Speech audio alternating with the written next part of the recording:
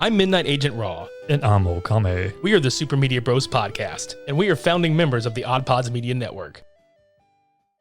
Hi, I'm Shannon. I'm Jamie. We're Married with Television, marriedwithtv.com. We are a couple of Hollywood normies on the outskirts of the film and TV industry, and we talk about our favorite TV shows, music, and movies, and sometimes they talk back to us. Sometimes they do.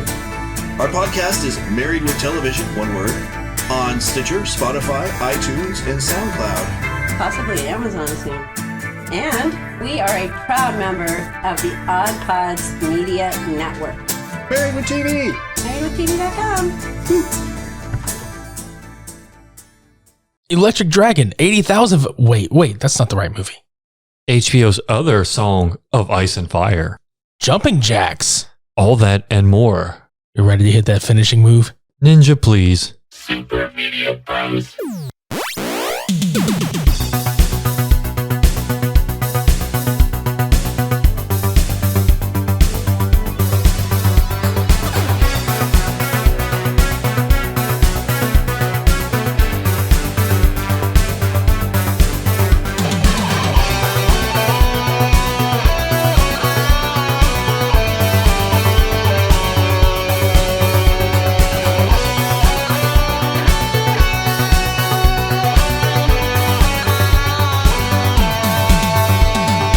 Boy, if you were looking for a way to wash the taste of annihilation out of your mouth, this is the way to fucking do it. Took how many decades? Too many. Yeah. Way too many. Our souls were theirs. Yeah, literally, because that movie fucking just took my soul out of my body. And I was just like, I'm dead. Welcome to episode 171 of the Super Media Bros podcast. I'm Midnight Agent Raw. And I'm Okame. You already know why you're fucking here. We're going to talk about Mortal Kombat. Gee, I thought it was Street Fighter. No, we're going to talk about Mortal Kombat 2021. Maybe the other two a little bit. The new shit. That new shit. The new kids on the block. Right? It's going to be spoiled for y'all if y'all listen to this. So please go watch the damn movie and come back to us. Okay. And now that you're back, let's talk about this film. I kind of want to start off with, I was reading up on all three films. Just reading up on the reviews and the ratings and everything like that. Did you know this film is rated slightly better than the first one? Slightly. Not enough to like, oh, well, yeah, that makes sense. No, it's like a few % higher.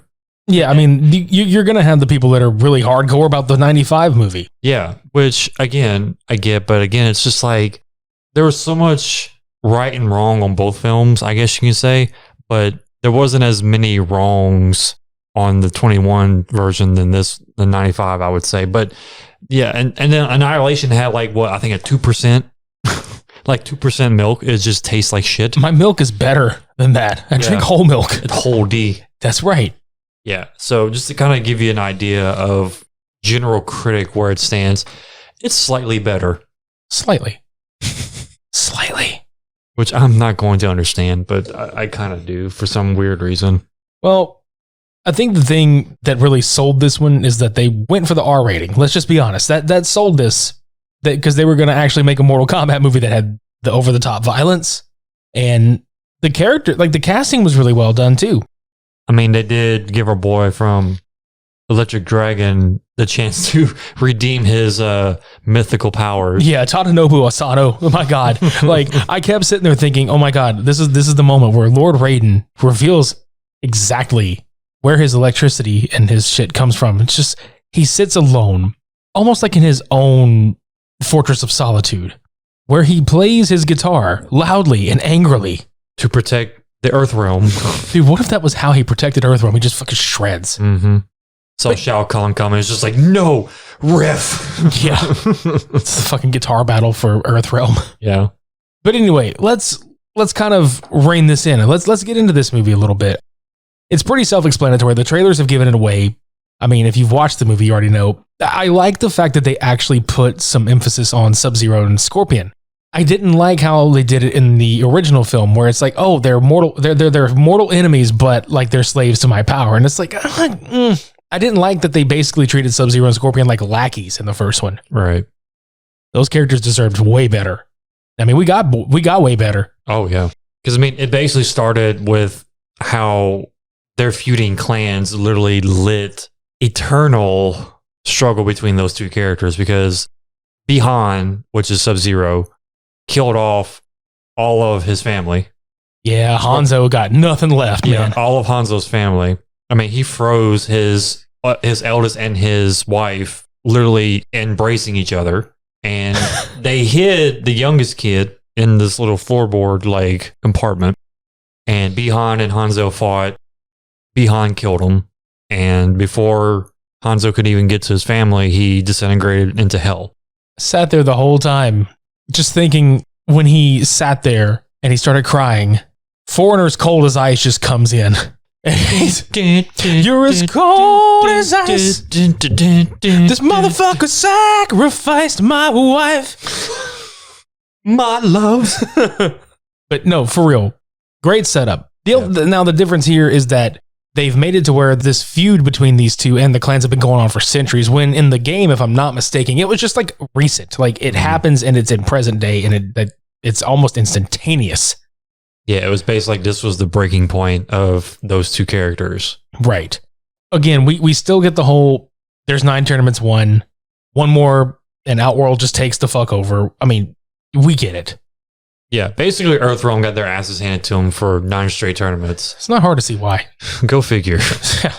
But I really dug how we got like certain characters, like we got characters that we expected, but I wasn't expecting Liu Kang's role to be so minor compared to how he was portrayed in the original. Because I mean, primarily in most of the lore, like he's a like dominant figure, give or take. Like in Mortal Kombat 11, I know he was a primary character because he ended up becoming like God form and just ripped the shit out of everybody. But yeah, he was more the guide, trainer, smartass at points, and showed off his prowess at times. Which, by the way, that fucker was ripped. Yeah, it's the same dude that played Zack in the Power Rangers movie, which it was really neat to see. Because, like you said, I was like, God damn, he got real fucking ripped for this one. He got shredded like a motherfucker. Yeah. But we're kind of jumping ahead here and there. Like, we're introduced to Cole Young. He's basically a fighter who is MMA at best. He's like the Rocky Balboa of MMA fighters. Like when Rocky first started out, he was just like a 4th-rate boxer in clubs. Yeah. Like this poor bastard has just fallen down the ranks so hard. And he's only fighting for a couple $100 a fight. It's really nothing to sneeze at, honestly, but he's doing it to, keep his family afloat and whatnot. But at this point, we start to see little subtleties of what is actually going on with the actual story. And it influenced by, there's a certain insignia that is appearing on the body of whoever is chosen to fight for Earthrealm. And it's literally the Mortal Kombat symbol. It looked like it was burnt onto their skin. So if you have that insignia on your body, you're chosen to fight in the tournament. One of the issues that I had that I thought was just like, okay, they weren't even trying to hide the twist with this character.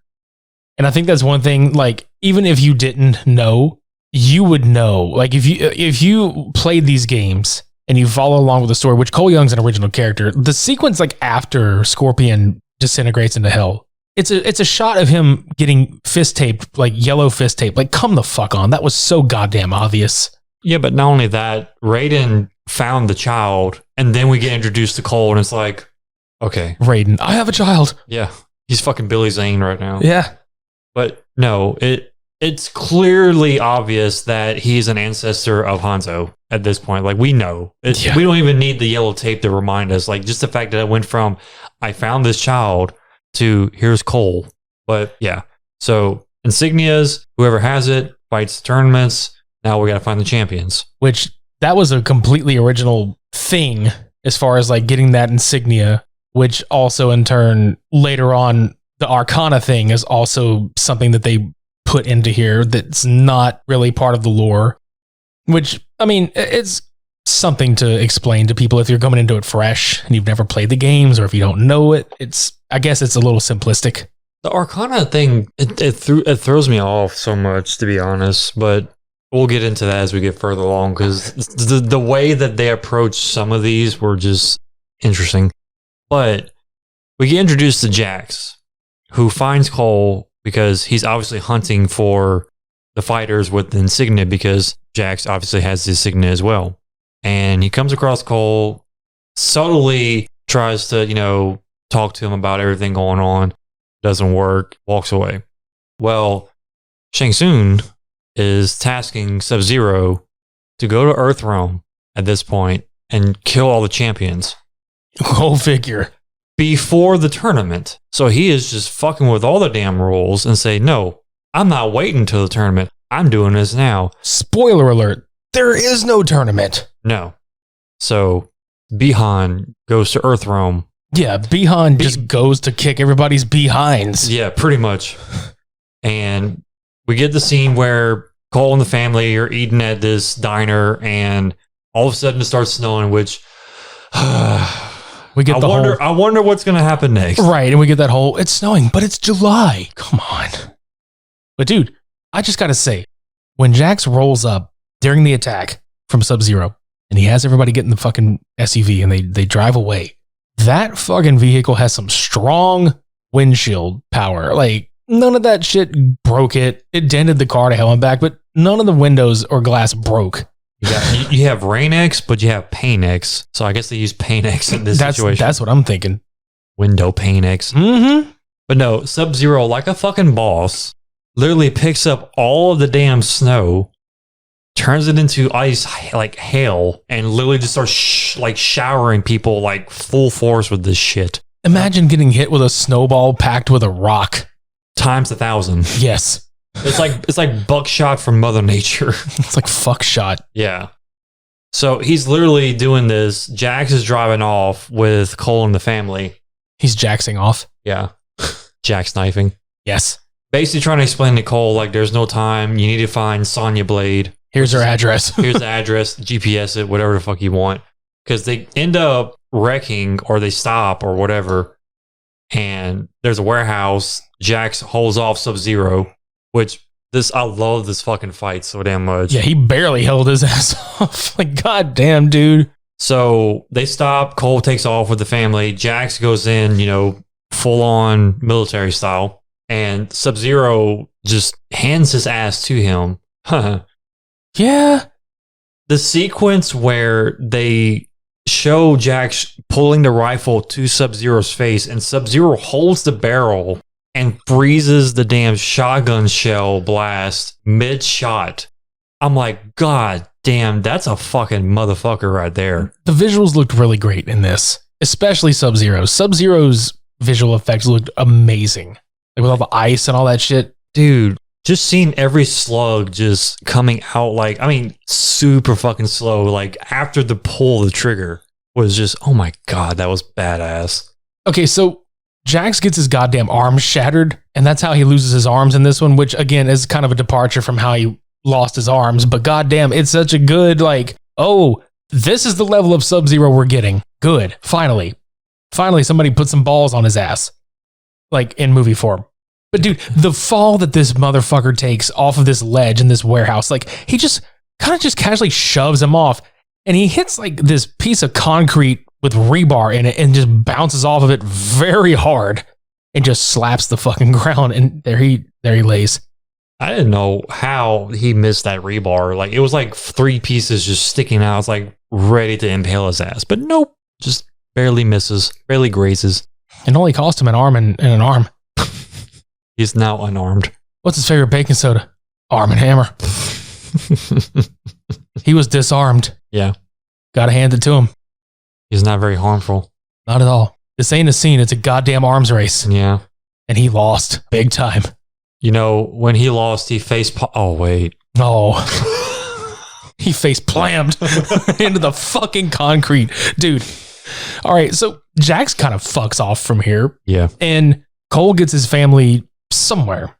And then he goes and finds Sonya Blade, who's it looks like she's in her trailer, but it's in like this giant junkyard looking place where she's holding Kano, and we get introduced to Kano's comic relief character for the film, which, by the way, the dude that plays him just owns this character, and it's fucking amazing. Yeah, I can't disagree. That actor was like pure bliss with that fucking delivery of dialogue he was doing like every fucking time he spoke. Yeah.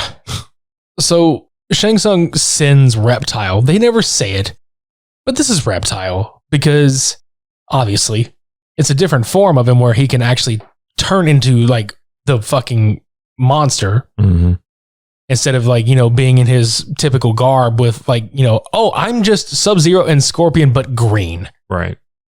Which I think is fucking hilarious because what color does blue and yellow make? Green. Yeah. There. So this poor bastard just meets his demise and we get, the notion that, oh, Kano is going to work with Sonya and Cole because they need to find the temple. They need to find Raiden's temple. He says he knows where it's at, but he's bullshitting them. Mm-hmm. The sequence where Sonya tries to negotiate with him is fucking funny too, because she's like, oh yeah, $2 million or whatever. And he's like, bullshit, you don't have $2 million. You live in this fucking shithole. And she's like, no, I've lived in this. And she's like, you're disrespectful. I've lived here my whole fucking life. $2 million. Nah, you know what? Fuck you. And he's like, $3 million. And I get to keep whatever the fuck I find. She's like, deal. And Cole's just like, like, what the fuck? You really going to pay him this? And she's like, what, are you fucking kidding me? She's like, I don't have $2 million. I live in this shithole. Mm-hmm. And then they fly off. That whole sequence just kind of sets up what kind of interactions you're going to get from Kano to the rest of the characters in this movie. It sets up Sonya's character pretty well. Cole is kind of like the audience surrogate. And that's pretty much what his character is, if we're being honest. It's kind of the audience surrogate where he's the one asking, what is Mortal Kombat? Which Sonya had to tell him by doing like that meme where the dude is like got the fucking red string all over the pictures and he's just like, look at this shit. Mm-hmm. Apparently her and Jax figured out there's a secret goddamn tournament, but they spelled it wrong. So anyway, they make it to the temple eventually. Well, they find Liu Kang, or Liu Kang finds him. Yeah, that's what I'm saying. Like he just like, oh, you must be the champions of Earthrealm. I've been waiting for you. Rolls him into this temple that used to be a place of worship, according to him, but now it's just like where they train.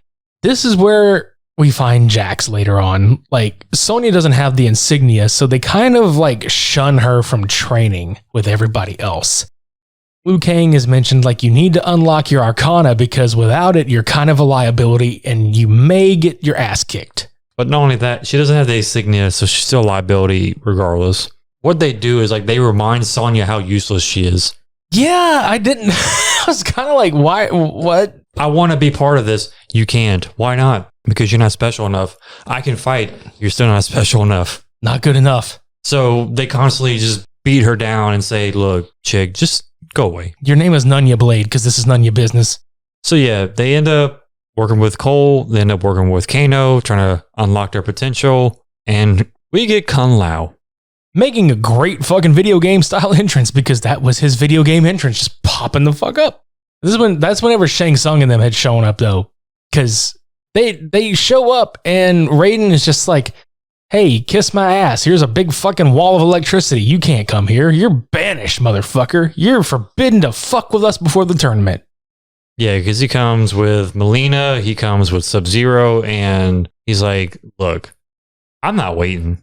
I'm here to fuck y'all up. And Raiden's just like, nah. I don't think so. Wait, he doesn't say that. But it would have been cool. Yeah.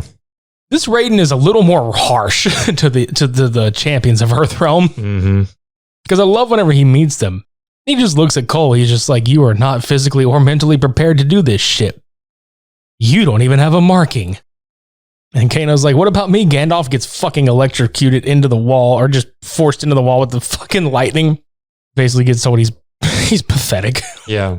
Well, I love how Kano was just like, okay, he got shot by Liu Kang with Fireball because he approached him with a fucking knife like a dumbass. He got electrocuted by Raiden, like just for talking at all. And he's like, okay, so Fireball, electricity, what is my Arcana? Like, what can it be? Like anything? Show me how to do this. Yeah.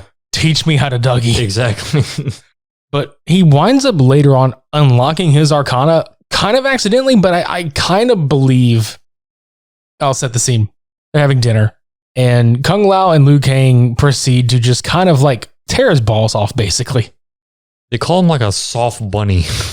Yeah, they're basically saying he's useless and he's just like this third-rate person, and I think the idea was to get him pissed off enough to unlock his Arcana, because that's kind of like they say the Arcana is what drives you and shit. And it's a very apparent that Kano is driven by anger and fucking rage. And it's so, like, I think this is a problem that I had with the whole Arcana ordeal, is the fact that they have to emotionally bring it out to even use it. And in the original series, like, they all had it. They all have this power. They're all basically born with it, and that's it. Like, there's no, I'm going to unlock it. They just have to control it. They come out of the womb. I've got the power. Pretty much. But yeah, Kano's eye, his right eye, just shoots a fucking laser beam, and he's tripping balls at this point, saying, "Oh, that's my power, a laser beam." He's excited about it. It's like, yeah, okay. Well, Sonya like finds Jax. Liu Kang says they found him. The ice cauterized his wounds, and they're kind of rebuilding him. This is where he gets his arms, and they look pretty goddamn pathetic at first. I think it's like, it looks like dollar store T800 endoskeleton arms. You know, I was about to say, like, it's those prosthetics that are in the cheap end of insurance. Yeah, that's what Jax got. It's like they look at the insurance card. Jax is like, "Oh wait, you can only afford this. These are our first models." This is the floor model. This is what you get. This was on the display case for about 2 years because it was returned. Yeah, he gets that. What's that fucking movie where he's like, "I have a really big head and tiny arms"? Does it Meet the Robinsons? Yeah, I think so. Yeah, he has like his whole Meet the Robinsons moment, because Sonya is like giving him this pep talk about, get off your fucking ass, Major. Right. Well, after like we get that whole spiel, we're visited, which we were introduced to them earlier, like General Riko and Cabal. Cabal, that's right. And Cabal says that Kano is the reason that he's basically wearing a fucking iron lung over his whole face. Yet the same motherfucker rolls in and convinces Kano to switch sides. So Kano just blasts the top of the staff that Raiden used to keep the electric force field around the entire temple. So now you've got Shang Tsung, Sub-Zero, Mileena, Riko, Cabal, Kano. And this is like your Sinister Six of the Mortal Kombat universe. Prince Goro, however, is given a task. Because at one point, Cole just cannot fucking unlock his Arcana in the middle of training. So Raiden's just like, "You're going to be useless. Go home to your family." So seemingly Cole has exited the picture. How fucking ever. This, I have a problem with this, but I don't have a problem with this. I feel like they wasted Goro on I know people are probably going to be pissed when I say this, because like the dude redeems himself in my eyes at the end of the film. But in that moment, I was kind of pissed off that they wasted Goro on a nobody character in this movie. Goro being as badass, he's just okay. Yeah, because this guy is like one of the most terrorizing characters of all of Mortal Kombat. But you have some dude who basically does MMA for $200. Yeah. And somehow he unlocks this armor that like protects it. The armor is basically the vibranium suit for Black Panther. That's what it looks like. It absorbs impact and allows him to basically shoot the power through a punch or a kick or something like that. So it disperses the energy. And it also comes with blunt and bladed tonfa. So while the fighting was cool, because you get these like Hulk-esque style, just enraged moments of Goro jumping at him, beating the shit out of him and tossing him all over the place. Which looked really good, by the way. Yeah. Goro had to be all CGI for this, but I think they hid the effects really well by having it in a dark location. I think they did the same thing with Wonder Woman 1984 too in the very end. It's kind of a trick that they're utilizing a lot. Because they're like, well, we don't have enough time to create these really realistic looking CGI, so let's just kind of like heavy contrast this real fast. It works though. Yeah, but Cole pretty much eviscerates Goro, cuts his hands, well, two of his hands off, I should say, and just guts his ass. That's my good jack off hand, you asshole. Yeah. And he slices his stomach open and puts the blunt tonfa through his fucking eye socket. Again, cool as hell. Yeah. However, wasted potential for Goro. Right. Now, while this is happening, I thought it was kind of cool because back at the temple, while the fight's happening with Goro and Cole, it's interspersed with the champions of Earthrealm kind of having their asses handed to them. We get the Kung Lao fatality, which is pretty fucking awesome looking. Yeah, we get a I don't remember the chick's name, but she was like a succubus almost. Nitara. That's her name. And she took on Kung Lao, and man, she got a splitting headache. Yeah, that fatality looked so fucking cool though. But like right after that happens, Shang Tsung gets pissed off and he's just like, oh, your soul is mine. I'm not going to kick your ass, but your soul's mine. And this is like right when Cole gets teleported back by Raiden.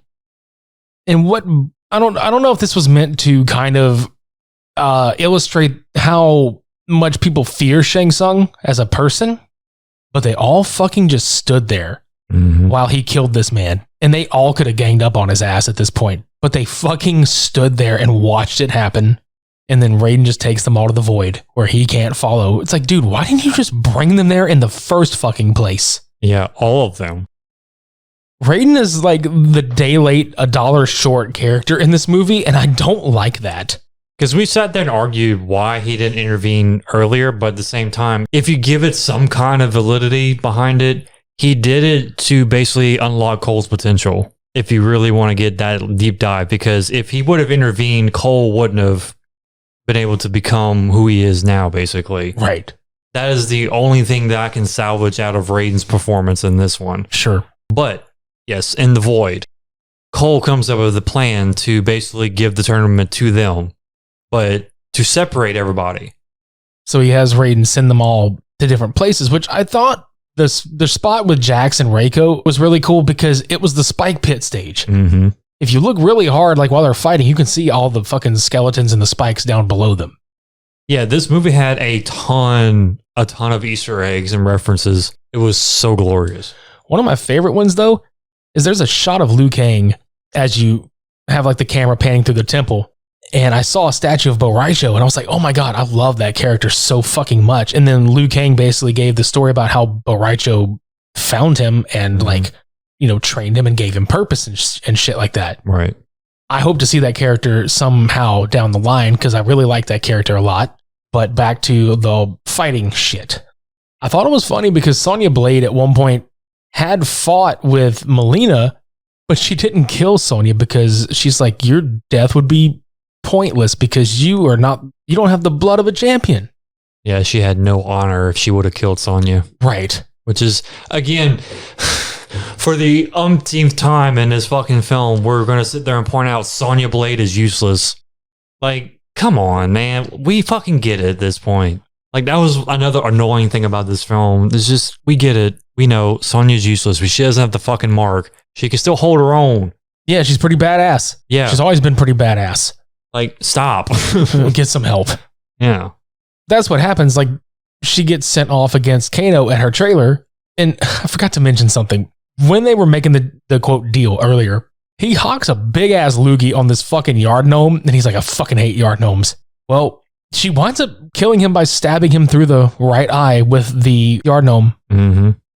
Poetic ending for him. But I think the most useless fucking character out of all these fights was Riko. Because all he did was stand there, swing a hammer, and the entire time. I loved it though. Jax just hits him with his fatality, that big ass hand clap to his head. Yeah. And I love it because he's standing there covered in blood and he just looks down. He's like, oh yeah, these motherfuckers work.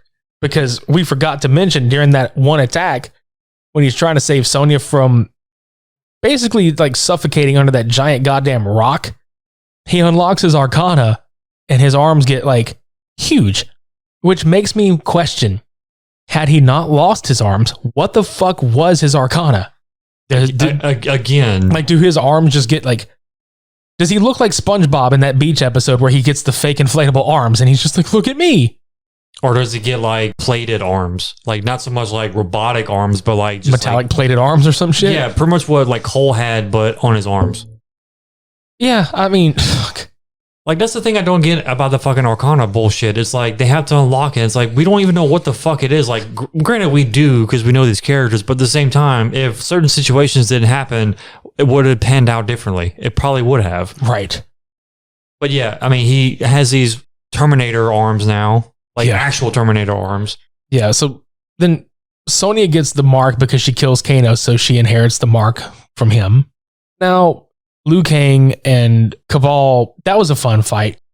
I like the way they did Cabal's character in this film. Now, goddamn, that in the void, Raiden gives the spear that Hanzo used in the beginning and is like, hey, if you have this, your bloodline fights alongside you. Because he pretty much tells him beforehand that, like, hey, dude, this is your bloodline. Yeah. And that comes into play later. Cole winds up getting sucked into a trap. Like everybody else gets their asses killed. Cole had planned for everybody to fight Sub-Zero together. Right. Sub-Zero shows up and he's like, hey, I got your wife and your kid. Might want to come down to that 2-bit MMA parlor that you've been fighting in for $200 and come fight a real man. But let's not forget Liu Kang's fight because, one, he did the whole fucking dragon snap, just instantly just fuck a ball up because he got stuck in some kind of like pit, like a oil pit or some kind of quicksand shit. Yep.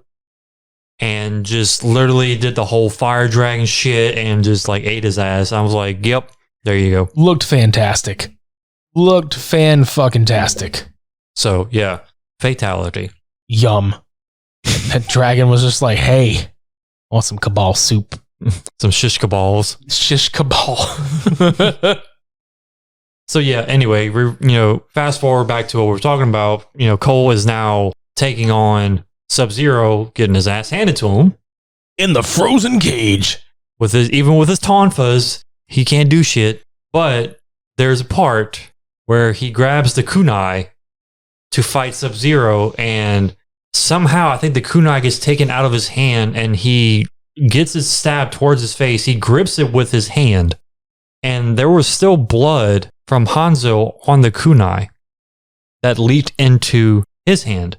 Well, no, it cut his hand, and he bled onto he bled onto it, so that freed Hanzo from hell. Yeah. So now we have Scorpion. Which he couldn't have come at a better time because he was about to, Cole was about to get fucking stabbed. And then he just launches that damn arrow right through Sub-Zero's forearm. And we get the iconic get over here line. And he just yoinks his ass. And they proceed to beat the shit out of each other. Yeah, I was so like, oh my God, this fight is going to be so fucking awesome. And it was. I really enjoyed the scene where, I mean, obviously it was in the trailer too, but the scene where he slices him, there's blood flying up, and he freezes it and stabs him with the shit. And he's just like throwing him through ice walls, and Scorpion's beating the shit out of him back. And fuck, man. Yeah, because he ties the fucking kunai in the beginning of the film to the rope that he had, and he still uses that as his signature, get over here, like he said earlier. He does that a lot, and it's like fucking legit because there is literally ninja on ninja weaponry and tactics and all this other shit, and it's fan-fucking-tastic. Oh, yeah. One of my favorite things about all of this film is the fact that they reference so much of the fighting styles of the characters more than the original two films did. Because, like you said, when they slammed Hanzo into the ice, like, that was the thing that Sub-Zero did. He would actually, like, freeze a wall behind a character and, like, throw him into it. Another thing he did, which was really cool, he did the whole duplication mimic of the ice form of himself, because Hanzo was going to slide into him and kick him, and he flipped out of it and made an ice form of himself. They didn't do that shit at all in the other ones. No. Yeah, especially the scene, like, when he freezes, like, okay, so they wind up all three of them in the cage, and Hanzo and Cole just kind of look at each other, and then they start fighting together, which I thought was a really cool moment in the movie, and it kind of legitimized Cole as, like, a formidable fighter. He unlocked his destiny, which, again, the Cole character won me over as the film progressed. Right. And I was like, okay, worthy fucking addition to the movie. So they're fighting in the cage. He's trying to bust his wife out of the ice and his daughter out of the ice and shit while trying to help Scorpion fight Sub-Zero. Well, he finally gets him free because after Scorpion he breaks out the ice when he was frozen, and he slams the ground with fire, and it wakes his wife up. Cole eventually gets her out of there, and Scorpion's like, leave Sub-Zero to me. Jesus Christ, dude. Yeah. Just... in the beginning of the movie, before Hanzo dies, he looks at Bi-Han and he's like, remember this face. In the cage, like, or before they fight, he pulls the mask off of him and he's like, do you remember this face? And they start fighting each other, but he pulls the mask off again in the cage. And we get that fucking badass hellfire breath from Scorpion. And Jesus Christ, he torches the shit out of Bi-Han. Like, to the point that, like, flakes are coming off this bastard. And he just fucking kills him right there. What was beautiful about that scene was the fact that his mouth did this, like, transition of the skeleton, like, jawline as he was spitting the fire. And I was like, oh, it's so fucking beautiful. But I liked how they each referenced their clan before they were fighting. Like, Sub-Zero kept saying, like, for the Lin Kuei. Mm-hmm. And it's like, shit, dude. You know, they keep, you know, that honor and tradition. No matter which side you're on, they were keeping that honor. And they're just like, I'm going to fuck you up for my clan. Right. Yeah, Sub-Zero didn't fare too well in that goddamn fight. He lost his ass. And basically, Scorpion looks at Cole as his family is reunited. And he's just like, you know, take care of my bloodline. And he goes back to the Nether Realm. So this is like after the fact, everybody else arrives, like Raiden and Liu Kang and the rest of the group. They fucking get there and it's like, oh, we see you've joined the Day Late and Dollar Short Club with Raiden. Could have really used your help, you assholes. Mm-hmm. But it's okay. My great-great-great-great-great-grandfather helped me. That's right.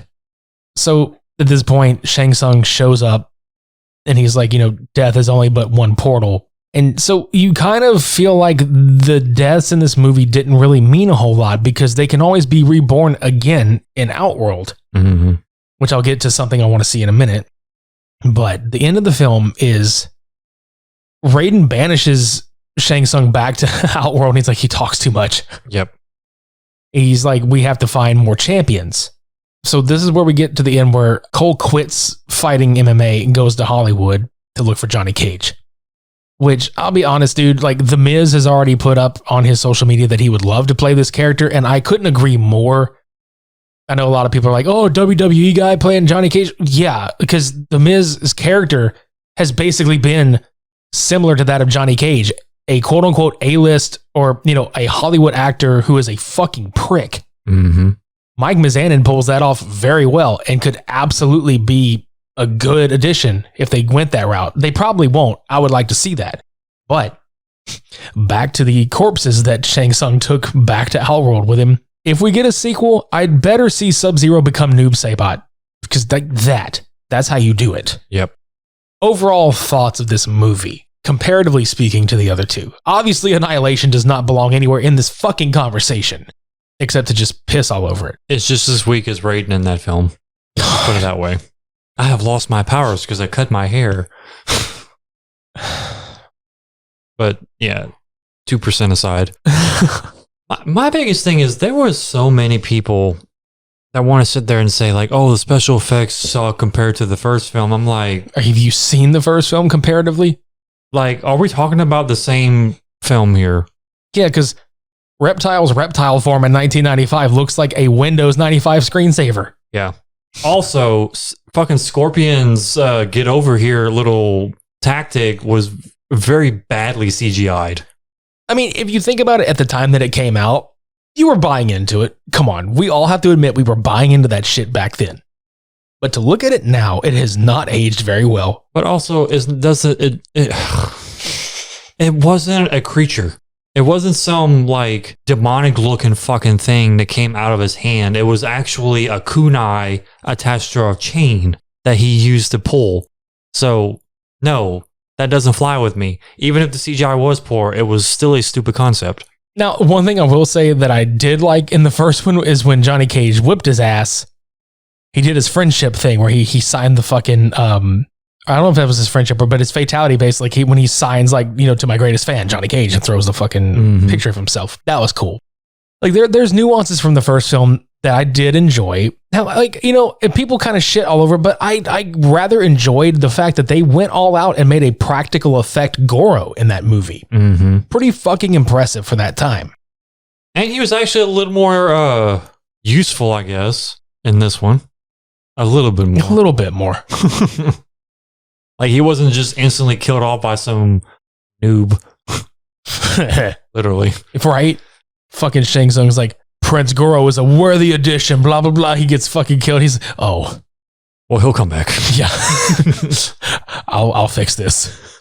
And that's another thing, like, both Shang Tsungs were good in their own rights. Like, 1995 Shang Tsung, like, your soul is mine. Like, that iconic face, that delivery, just terror. Like, comedic terror.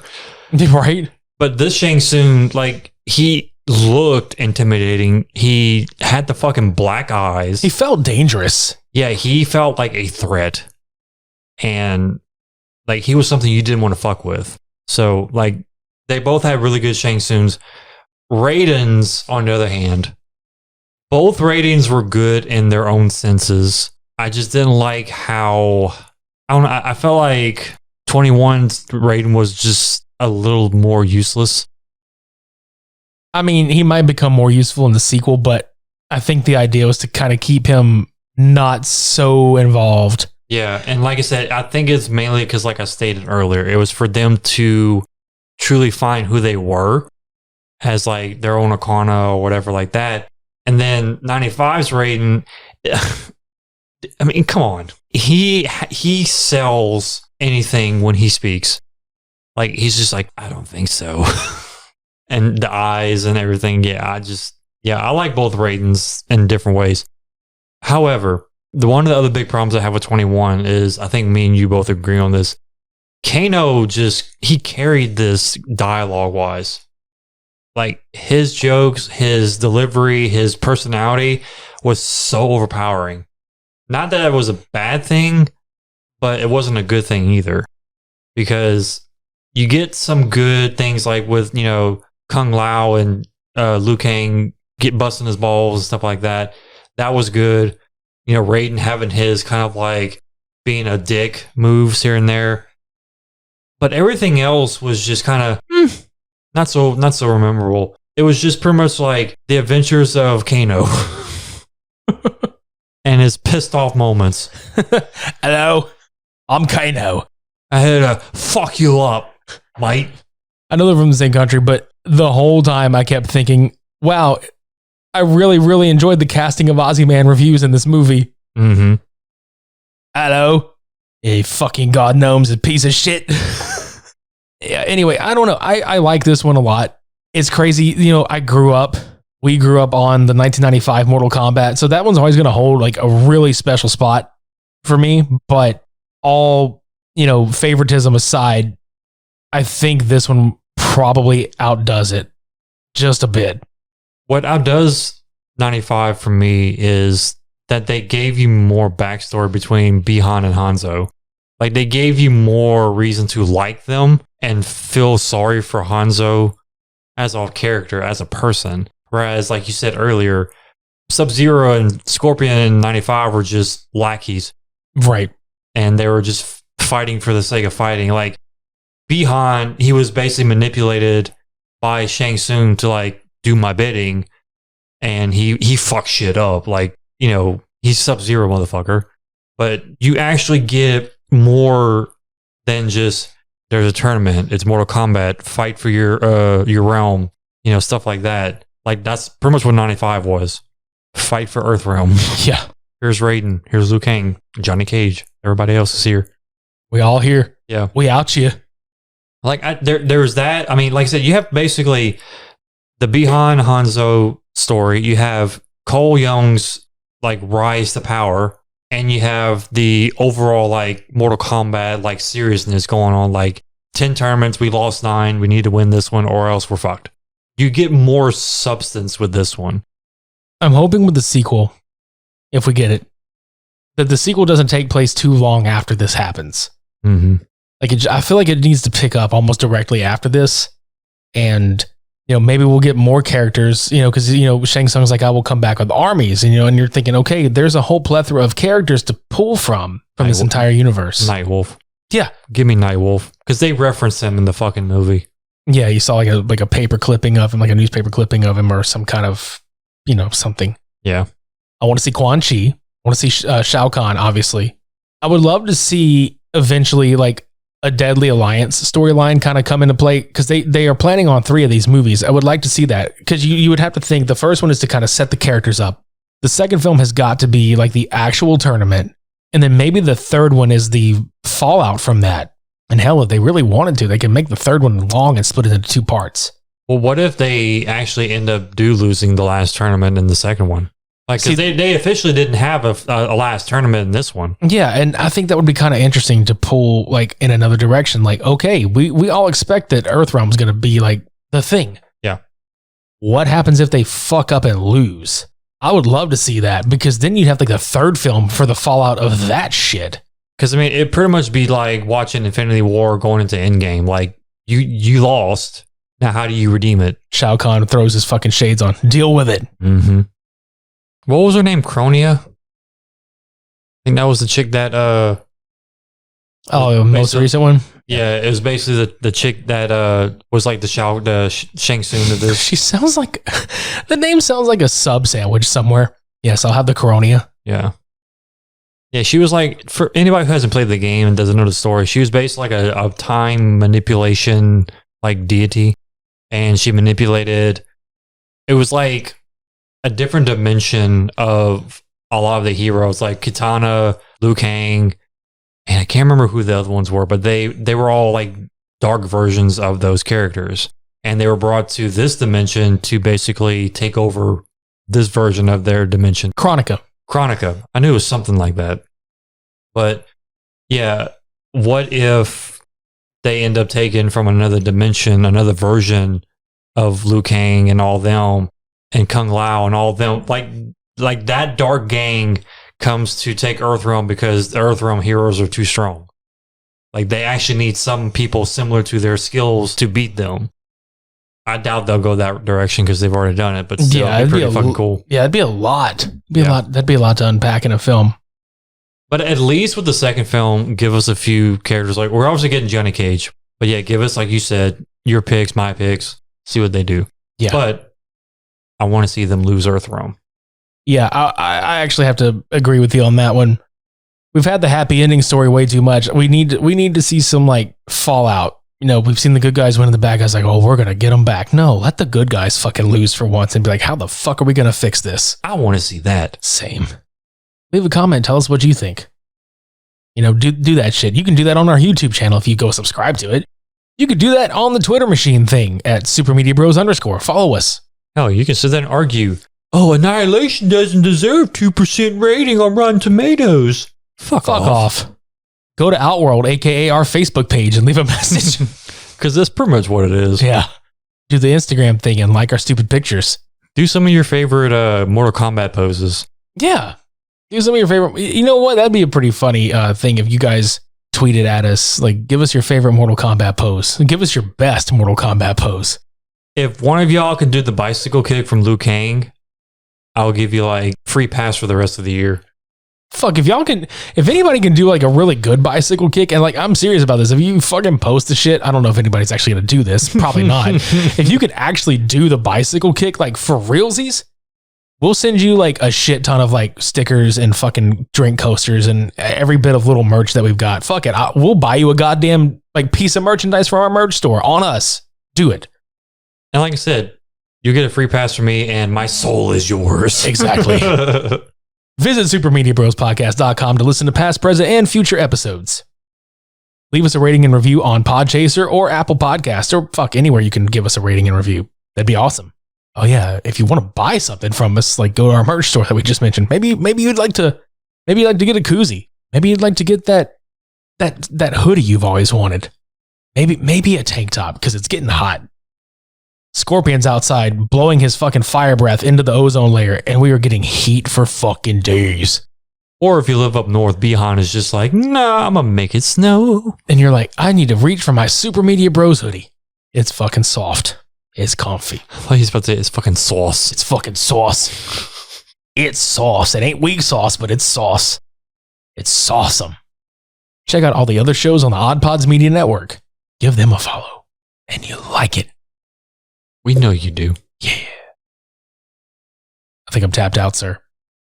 Ding, ding, ding. Ding, ding, ding. What do we have for him? Pillows. Mm-hmm. Dreamland. I'm going to go to Dream World. All right, everybody. Thank you so much for listening. We really appreciate it. Come back next week. With your bicycle kick pictures. That's right. Come back next week with your bicycle kick pictures. Hell, even if you're doing the Shang Tsung, like Soul is Mine, like taking somebody's soul, I'll accept that too. Yeah, we'll accept pretty much anything. Yeah. That was episode 171, Mortal Kombat 2021. Until next week, I've been Midnight Agent Raw. And I'm Okame. Shades on. Test our might.